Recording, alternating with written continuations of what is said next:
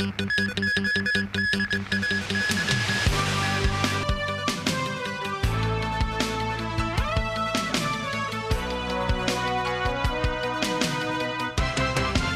evening and thank you for joining us. Deputy Financial Secretary Michael Wong said the government is looking for land in Tai Po to build home ownership scheme or HOS flats for the victims of the Wang Fu Court fire. But they can also consider other options if they want a faster resettlement. Nasser Karim reports. More than 2 weeks have passed since a deadly fire in Wang Fu Court in Tai Po, and residents have been temporarily relocated to transitional housing and hotels. Some political parties have made suggestions to the government in recent days, including rebuilding on the original site. Deputy Financial Secretary Michael Wong said in a radio program that the government is seeking the views of the residents through a one household, one social worker program. But he said rebuilding on the original site would take time, and the government is considering finding land in Tai Po to build new HOS flats. While some residents want to be resettled in their original district, no new supply of HOS flats are in the pipeline over the next few years, so they may have to move to another district for a faster arrangement. Wong said nearly 9,700 completed HOS units in Yuen Long, Tung Chung and Kai Tak will be available next year. Meanwhile, the government-established Tai Po Wang Fu Court Relief Fund has collected about $3.6 billion in donations to date. Wong said he does not rule out using the donations to acquire residents' property rights, but acknowledged that certain issues need clarification and pricing is a challenge. Wong said the usage of nearly $3 billion in relief funds is still undecided, meaning each of the more than 1,000 households could have a little over $1 million each. Wong said he is aware that many homeowners of Wang Fu Court hope for a high acquisition price, which means public funds need to be invested and the government is willing to consider it. Wong said that all choices must be made according to residents' wishes. Nazri Karim, TVB News.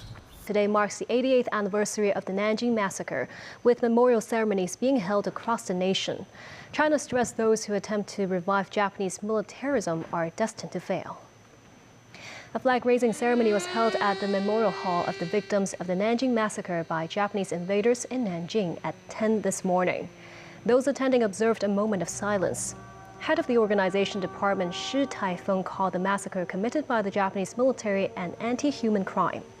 Shi said there is a need for a correct view of the Second World War and that China remains steadfast in its pursuit for peace development. On the 13th of December 1937, Japanese forces seized the city of Nanjing before eventually killing 300,000 people. The Hong Kong government also held the Nanjing Massacre National Memorial Day ceremony to commemorate the 80th anniversary of the Nanjing Massacre. Chief Executive John Lee attended the ceremony, leading those present in a moment of silence. Lee then laid a wreath for the war victims, bowed in respect, and signed the commemorative book. In attendance too were Zhou Ji, director of Beijing's liaison office in Hong Kong, former chief executives and senior officials, as well as student representatives. The Hong Kong's Brands and Products Expo opens today. The 24-day event featuring over 600 stalls is organized by the Chinese Manufacturers Association. Timothy Lee tells us more. A race for these special $1 discount abalone products kicked off the 59th Brands and Products Expo held at Victoria Park early in the morning. This woman, the last to get a bag, says she arrived as early as 9 a.m. Even though memories of the recent Wang Fu Court fire still weighs heavily in the minds of many, some exhibitors believe the blaze will not play a significant role in diminishing consumers' appetite. I don't think so, because Hong Kong people always use positive thinking to face everything. We expect we can have 15 to 20% increase. Some exhibitors, meanwhile, offered products and services free of charge, specifically for those affected by the No. 5 alarm fire. Our company will offer the victim of Tai Po have free healthy treatment. We hope to help them to get on track of their lives. Hoping to address the city's rising elderly population, the expo organized a senior vitality zone for the first time. Actually, I don't have any expectation. But in fact, here is much more, many people here than I expected. Because we see the aging population in Hong Kong is coming up, and we want to do some promotion first in here. The opening day of the 24-day event also attracted tourists. I bought some honey, and it's nice to see different products of the region, and it's really nice. So in France, it's all of our regions and regional products, and so it's kind of similar. Making an appearance at around noon, Financial Secretary Paul Chan spent some $4,000 purchasing home appliances and health products. The Chinese Manufacturers Association of Hong Kong said it has already donated $10 million, acquired partially through ticket sales for this year's Brands and Products Expo, to victims of the Tai Po fire. Many exhibitors said the customers' mood has not been dampened by the tragedy, adding that the people flow is similar to that of last year. Timothy Lee, TVB News.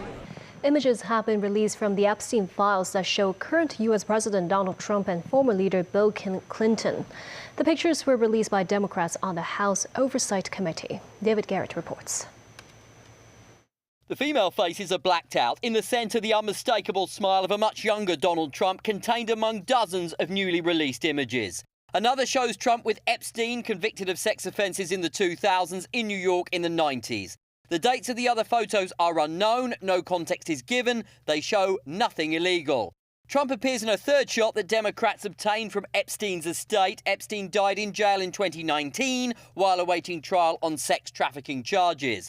Trump denies knowledge of any Epstein wrongdoing and says he disassociated himself from him 20 years ago. There are hundreds and hundreds of people that have photos with him, so that's no big deal. I know nothing about it. Other powerful men are shown with Epstein. Former President Bill Clinton appears to have signed this shot with Epstein and partner Ghislaine Maxwell. Microsoft founder Bill Gates and the then Prince Andrew. British businessman Richard Branson features. Movie maker Woody Allen with Epstein on what looks like a film set. Former Trump advisor Steve Bannon is in 2 photos. Some of the photos released show adult content. One shows Epstein in a bath. Republicans call it a selective hoax. The Democrats may release more documents to put pressure on the Department of Justice to release all their files by next week. That the American people can get the truth, the whole truth, and nothing but the truth. That's what the Epstein survivors deserve and have demanded. And we're going to make sure that the Department of Justice complies. David Garrett, TVB News.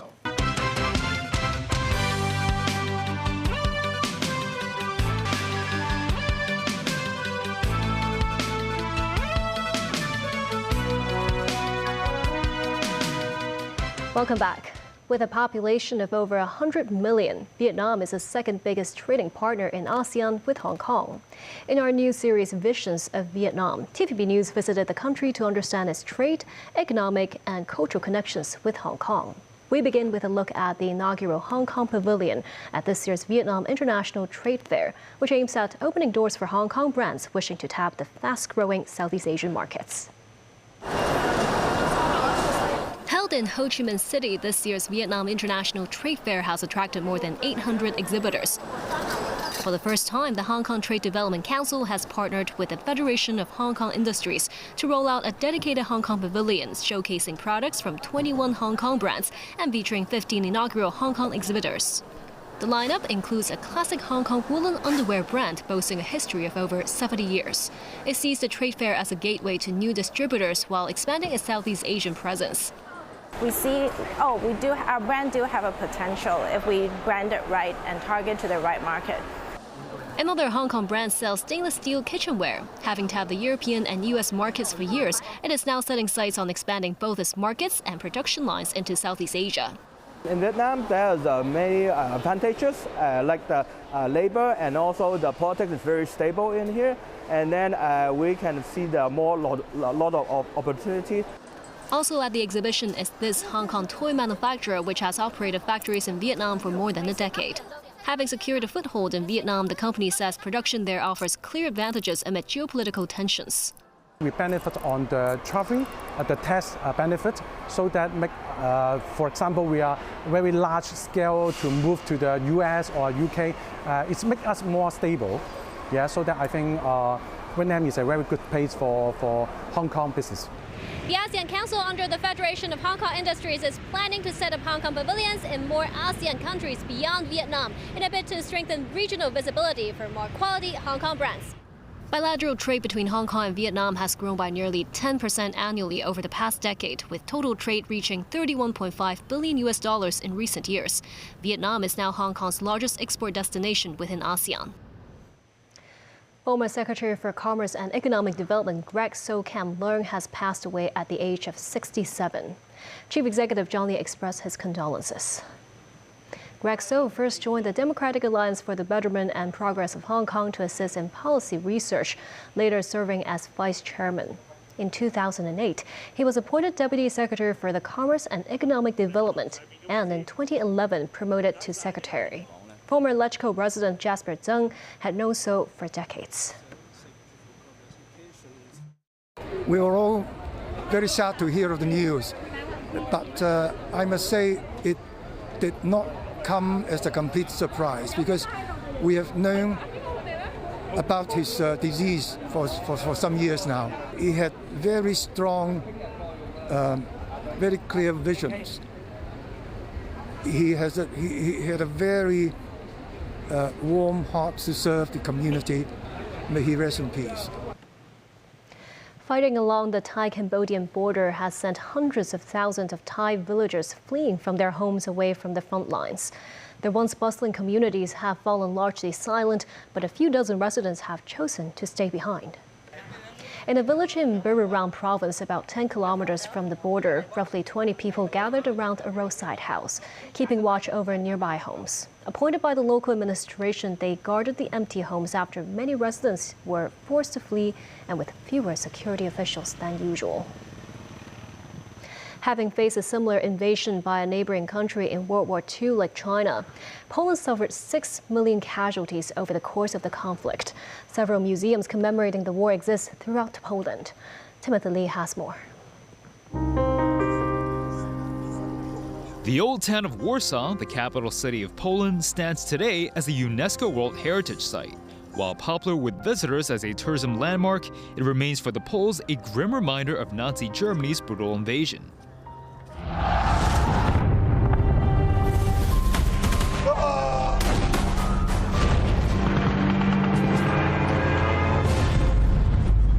In a bid to resist the German occupiers, the population of Warsaw led a failed uprising in 1944 that resulted in 200,000 deaths and 500,000 being led away to concentration camps. The 700-year-old old town was subsequently razed to the ground as punishment for the Poles' rebellion. Over the past decades, the locals reconstructed the destroyed city in accordance with its original design.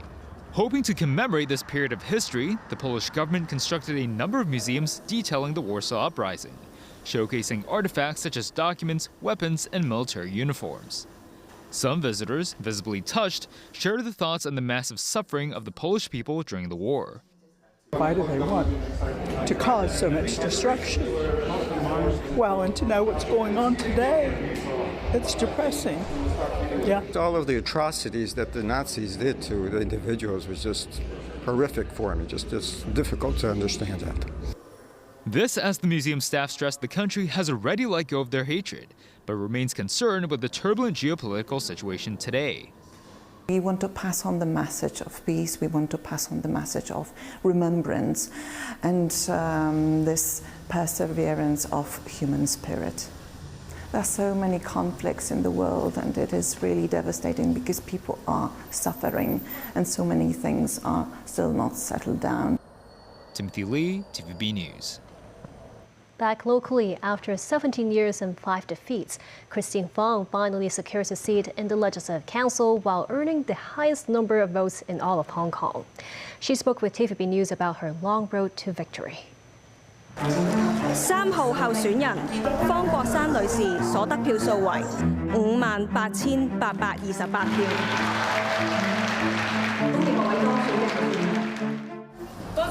With 58,825 votes, Christine Fong Kwok-shan secured a seat in Hong Kong's Legislative Council. That's after 5 failed bids and finally winning in her 6th attempt with the highest number of ballots. 即係其實呢個好罕有嘅，因為 Fong admits it's quite rare for a councillor to spend 17 years trying to vie for a seat in the legislature. From 2008 until now, she remained a district councillor, noting it was a rather arduous journey. At 59, Fong even put her own savings into campaign efforts. Step by step, she finally achieved her dream to be a lawmaker. But her parents, who had always supported her bids, have passed away, unable to share in this joy. 係咯，所以琴日當選咗咧，第一件事就話俾佢哋聽。 Choking back tears, Fong says the first thing she did after being elected was to visit her parents' graves to tell them the good news. She says perhaps she's stubborn, giving everything to serving the community, which may have worried her parents at the time. Still single, Fong treats her 3 adopted dogs as part of her family. She admits she needs companionship, and if romance comes along, she will just go with the flow without forcing it. The long-serving district councillor and now lawmaker-elect knows the road ahead carries great responsibility. I take a wise thought. She hopes to let the public feel she's someone within reach, able to connect with the people in both the hearts and minds. The WTT Finals Hong Kong 2025 attracted numerous mainland fans to support the national team representatives. The WTT said the tournament's success exceeded their expectations and provided them with strong confidence for keeping the partnership long-term. Celine Chan spoke with them.